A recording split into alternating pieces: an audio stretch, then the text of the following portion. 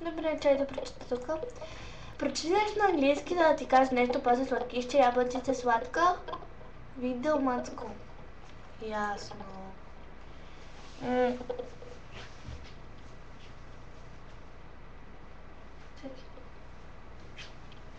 Ето, тя била тук. Ето тук, от тази книга тук, да. Ето това, тук си прочита малкото. Who is Catherine Patterson? It is a question she hopes no one can answer. Following a horrific family tragedy, Catherine moves to a different city and a new school.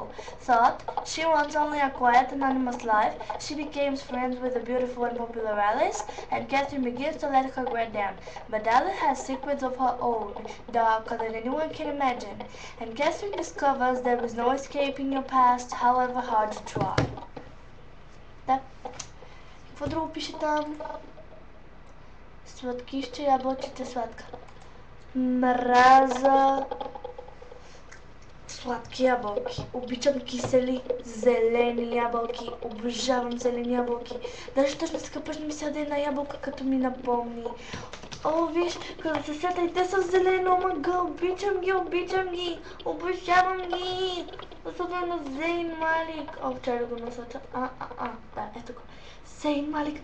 О, моята любов, обожавам го. Наистина, много го обичам. А тези Джедвард не са ли яки, не са ли сладки? О, чакай така. Обожавам ги. Да, и зелената ябълка. Сладкище, обожавам сладкиши. Ей, мерси много, това беше мило. Но моля те, трябва да си ябълчица кисела.